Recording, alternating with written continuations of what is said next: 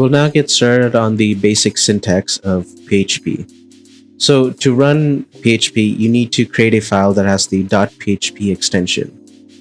The XAMPP application creates index.php by default. But if you want to create more pages, you need to do the .php extension in order for it to run as PHP.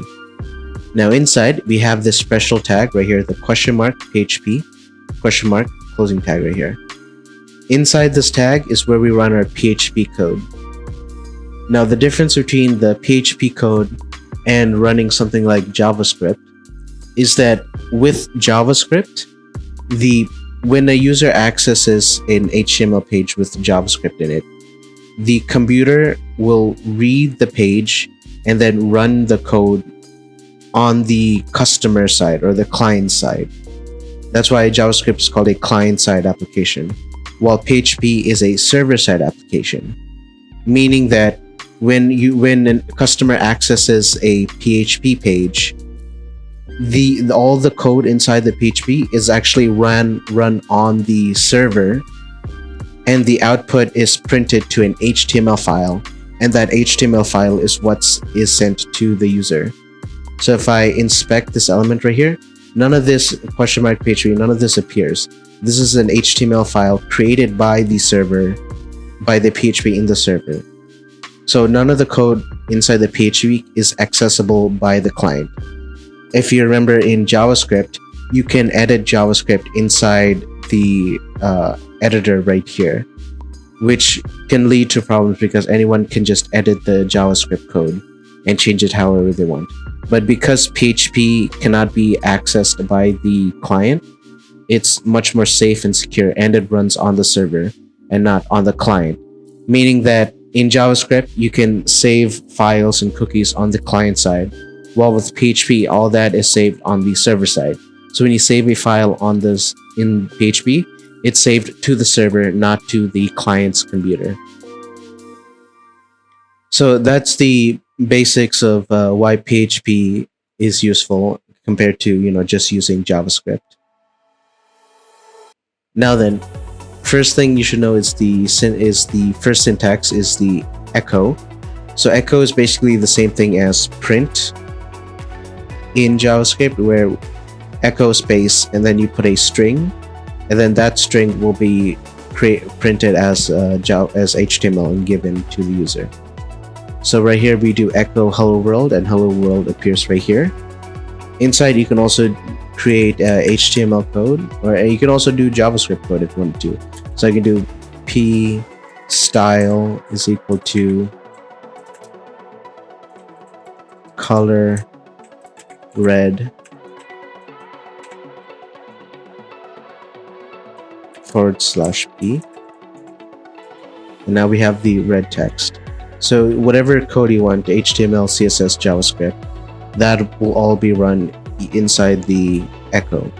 So all this will just be encased in the body and head tags and be given, so it will just read it as HTML script.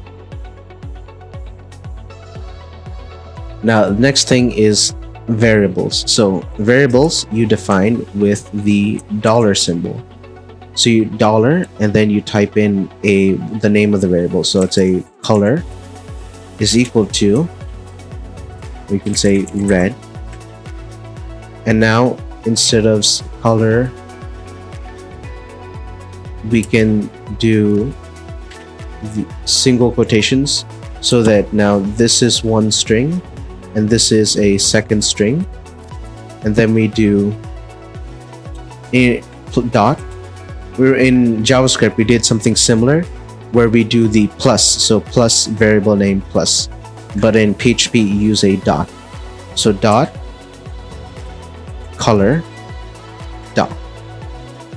So now we can change this to whatever color we want, and it will change the HTML code.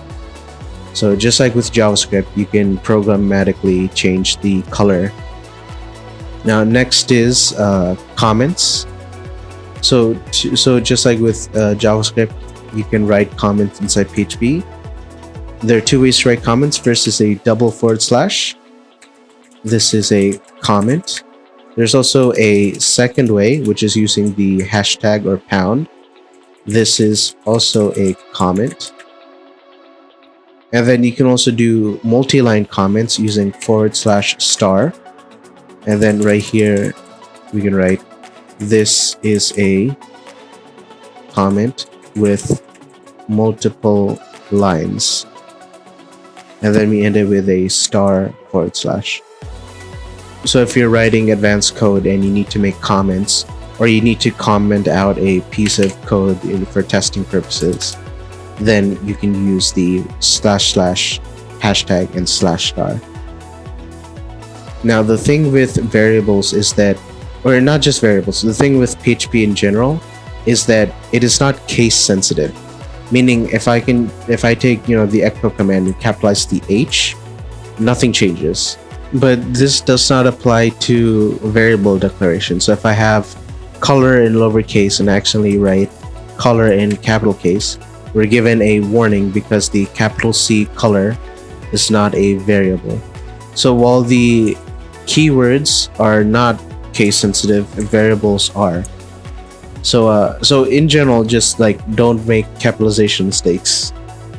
But if you ever notice that like people have some coders, they put like capital letters first, or the entire word is capitalized like this. If you notice this, then just know that this is totally fine with keywords, but not for variables. Now with PHP variables, there are a couple rules right here. First of all, the $sign is how you declare a variable. If you ever want to access a variable, again, it's a $sign. So unlike with JavaScript where you need to type var, the name of the variable, in order to create the variable before you can use it, in PHP, whenever you call a variable a new variable for the first time, it is created. Also with the name of the variable, the name it cannot start with a number, but you can put numbers in it. And you can also do underscores as well. But other than that, it must start with a letter and can contain numbers and the underscore symbol. And only the underscore symbol, so no other symbols will work with variable names. One last thing is that PHP also has a print command. So we can do, so just like with echo, you can also type in print hello world 2 semicolon, and they both print out. The difference between echo and print is slightly different. Print returns a number while echo returns the string. So if you save echo as a variable and you save print as a variable, echo will return the string while print will just return the number 1. So but if you see in PHP code people use echo and string and print, then know that they're interchangeable. So the next lesson we'll move on to the data types of variables in PHP.